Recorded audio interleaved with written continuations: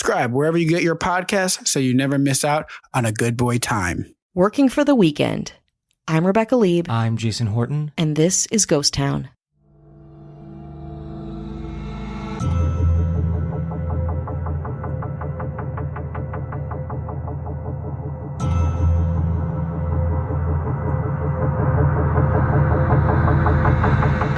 Ready for the MTV Lost Weekend with Van Halen. Do you have the guts to enter this contest? Destination unknown. You'll have no idea where you are. You'll have no idea where you're going, and probably no memory of it after you go, but it'll be the whole weekend. We shouldn't call it a contest because we don't know what's going to happen to the winner. Might as well jump.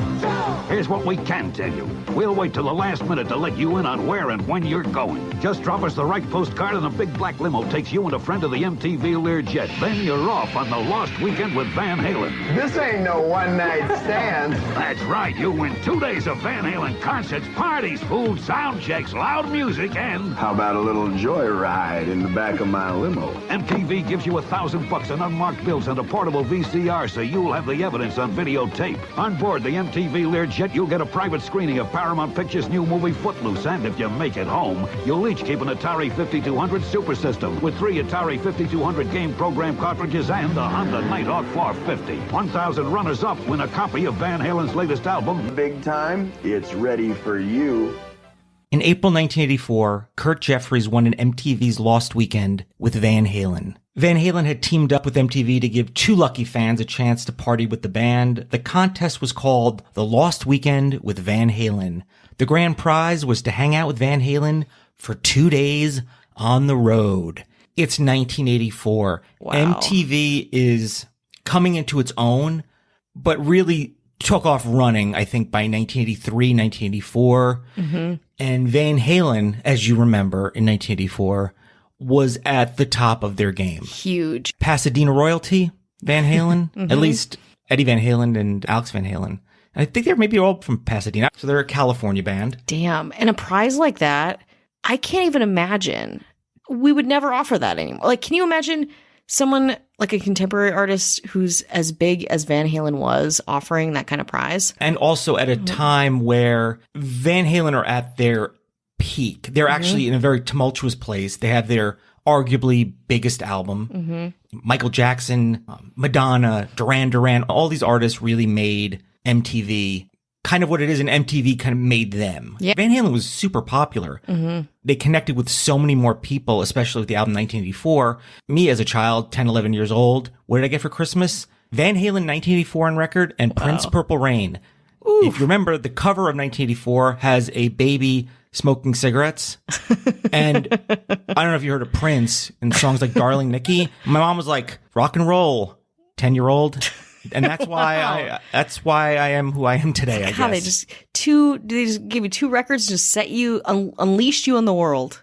I got a carton of cigarettes, of course. Oh, good. Yeah. Like the baby. There were lights. There were lights. Because my parents were kind of woke back then, I guess. Gotcha. Yeah, They're like, okay, you can smoke, but let's rein it in a little bit. And Van Halen, notoriously a wild band during a wild time. Now, in the 80s, everything was a lot of excess, showing things at MTV where they don't know what they're doing. We did an episode on the John Mellencamp episode about Pink Houses. A lot of their contests, things went wrong because I think MTV is, we want to do some cross promotion and we're going to make it crazy. We're going to make your old boss your butler, and we're gonna make your ex-girlfriend human furniture, and you're gonna get a Miata. There's a lot of role reversal. That's a good point that you make. It's like topsy-turvy time. Yeah. You think you're in this vortex. You think you're in reality. No, you're in a vortex. You're in a party time vortex, and we're your hosts, baby, and everyone else lives to serve you. Crack open a beer. And you're a freaking loser. You're a loser. Do you want to be a winner for once in your pitiful life? Put on sunglasses. Here we go. Put on some big old Ray-Bans. Get some bikini girls out. Yeah. And when the winner gets doused with champagne, spoiler alert, it goes really bad, and you find out why. Oh, no. Other prizes included $1,000 cash, a Honda Nighthawk motorcycle, video camera to film everything. A video cam, a giant video cam. An Atari, 2600. Oh, yeah. With some games. Ooh. And this one, you're going to think this is too decadent. A private screening of the movie Footloose on a Learjet as you go meet the band. Why does it have to be in a jet? Why do you have to watch that movie on a jet? Because you have to check off a bunch of boxes. And I think it's a lot like that now, like private jet, watching a movie on a plane. And I think about that. For the most part, unless you fly very cheap like me, sometimes you'll have access to watch a movie on a plane. Mm-hmm. Yeah, it's a luxury. It's a luxe. And Footloose is a rebel movie. But nowadays you wouldn't be like Billie Eilish on a tank and you're in Gucci. We don't do those types of contests While watching anymore. Footloose. While watching Footloose. You gotta get Footloose in there. So this was for their 2 shows in Detroit. Detroit Rock City. MTV received over 1 million postcard entries for the contest. And the winner, Kurt Jeffries.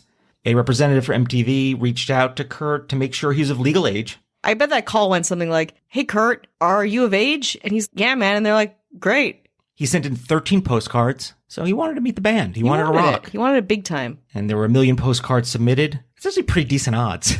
Yeah, according to a lottery odds. Yeah, lottery for sure. odds, yeah. And they were submitted to MTV in 1984, but early April, Jeffries and his friend Tom Winnick. Tom, you're coming with. Get in the car, Tom. Tom in it to Winnick. Wow. Tom in it to Winnick. It rolls off the tongue. They got picked up in a limo, of course. Of course they did. From their dump of a house in Philadelphia. I want to fucking ride in a limo. I haven't ridden a limo in a very long time. You know what? I think I might enjoy it. Stop being poor. Stop doing podcast. Never. Van Halen was performing at Detroit Rock City's Cobo Arena in support of their album 1984. Their biggest Panama, Jump, Hot for Teacher. Amazing. I did remember Trisha Paytas? She did a video for Hot for Teacher, and I was the teacher. And we filmed it at John Marshall High School, which where they filmed Hot for Teacher. And in the video, David Lee Roth does an intro for that video that I'm in playing the teacher. It's you won this contest. Are we doing an episode about you? It's never about me. It's about the art. Oh, gotcha. And speaking of art, let's take a break. This year's NBA playoffs are going to feature a lot of great rookies, and FanDuel wants you to be one of them. Make your debut on FanDuel Sportsbook with promo code ROOKIE, and your first bet is risk-free up to $1,000. So you can bet the point spread, grab the money line, or build a same-game parlay. And if you make a rookie mistake, FanDuel will give you up to $1,000 back in site credit, so you can take another shot. Okay, this guy's got potential. Make every moment more with FanDuel, America's #1 sportsbook. Sign up and unlock your risk-free first bet up to $1,000. We're looking forward to seeing what you're made of. 21 plus in President, Virginia. First online real money wager only. Refund issued as non-withdrawable site credit that expires in 14 days. Restrictions apply. See terms at sportsbook.fanduel.com. Gambling problem? Call 1-800-GAMBLER. There's never been a better time to find out why BetMGM is the king of sportsbooks. Download the BetMGM app and place a $10 moneyline wager on any NBA playoff game. If either team hits a three-pointer in the game, you'll win $200 in free bets. Just use code CHAMPION200 when you make your first bet. Sign up now and discover BetMGM's daily promotions, boosted odds specials, and more. Download the app or go to BetMGM.com and use code CHAMPION200 to win $200 in free bets if either team hits a 3 in any NBA playoff game. Visit BetMGM.com for terms and conditions. 21 years of age or older to wager. Virginia only. New customer offer. All promotions are subject to qualification and eligibility requirements. Rewards issued as non-withdrawable free bets or site credit. Free bets expire 7 days from issuance. Please gamble responsibly. Gambling problem? Call 1-888-532-3500.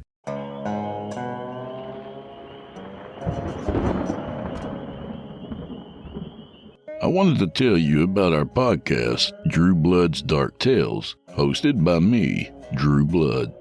We're a weekly storytelling podcast where you'll hear hand-picked horror from our favorite authors, accompanied by full audio production and performed by yours truly. I invite you to search for Drew Blood's Dark Tales on Apple Podcasts, Google Podcasts, Spotify, or wherever else you do your listening. And subscribe for longer episodes each and every week.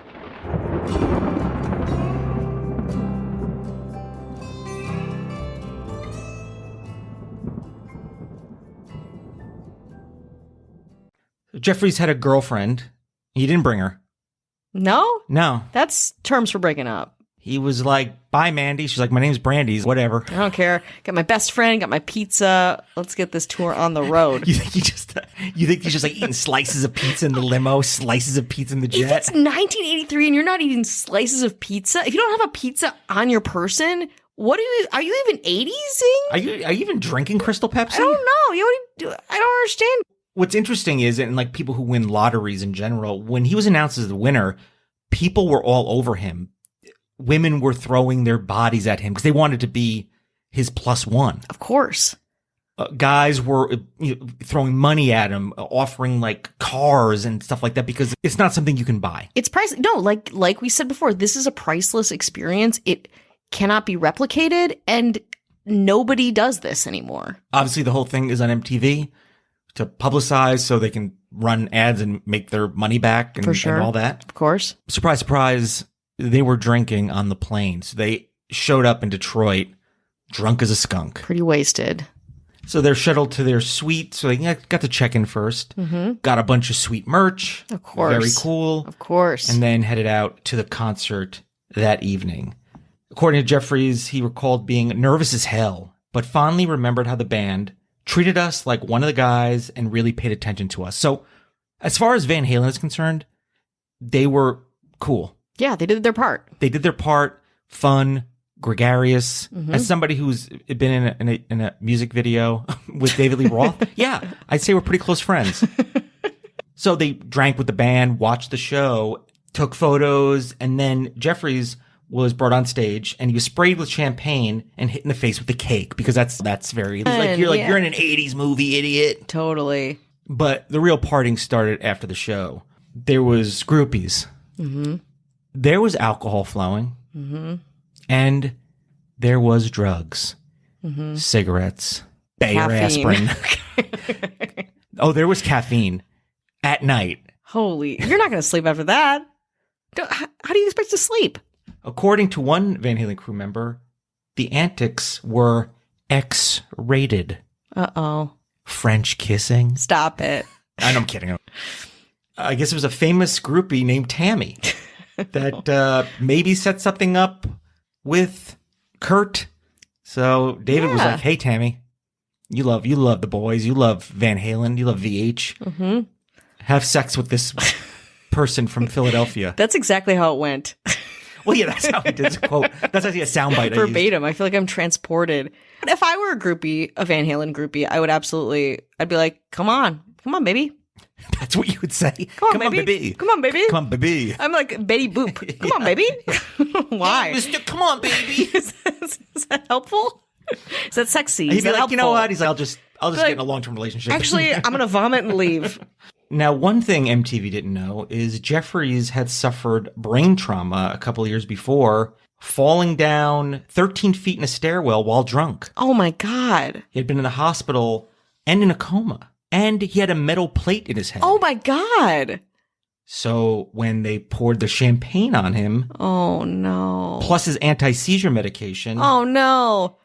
He later vomited and then started smashing plates in his hotel room. Oh, my God. Probably there's an overwhelming amount of things happening. Yeah, there's a lot of the Bayer aspirin, the caffeine, yes, the X-rated, the French kissing. It's like no intel on the part of MTV to be like, okay, let's check your medical history. We're just throwing you into this situation. In defense of 1984 MTV, which is probably not a lot of, I guess that probably wouldn't be something like, let's go down our list. Okay, you're above age, you're not a criminal. Have you ever fallen down with 13 feet and have got a metal plate in your head? We have to ask that to everybody. In fairness, but they probably should have said, hey, listen. What's your medical history? What's your medical history? Are you on any medications? Yeah. Not just for fun. Yeah, not just fun meds. No, I mean, what's happening? I mean, granted, no, you know what? I'm like, oh, he should have disclosed this to the attorneys in MTV, but also you just won this incredible thing. Like, you're over the moon. You're so excited. You're a huge fan. Why would you want anything to get in your way to stop this experience? So he blacked out. He remembers waking up in his hotel bed. And the second night, there was this huge food fight, which I guess is a big part of it. A food fight? It's what is very this, Hook? 80s. It's like meatballs, you know. That's crazy. Everything's in cafeteria, and you're the most popular kid in school. And there's bikini girls everywhere. Bikini girls. In a To Win It Winnick, he was found locked in a closet wearing a bra. Where? How? Maybe it was Tammy's bra. Is there a wrong way in that situation? I think anyway's the right way. After the contest, fast forward to now, he speaks very highly of it. He's in an Alcoholics Anonymous program or a Narcotic Anonymous program, NA or AA. Said, I was drinking oil tankers of booze, smoking plantations of marijuana, and heading to be buried. Wow. My parents gave me an ultimatum. So you see pictures of him, like a nice guy, like kind of dorky, but like 80s dorky. So but cool. Interesting experience.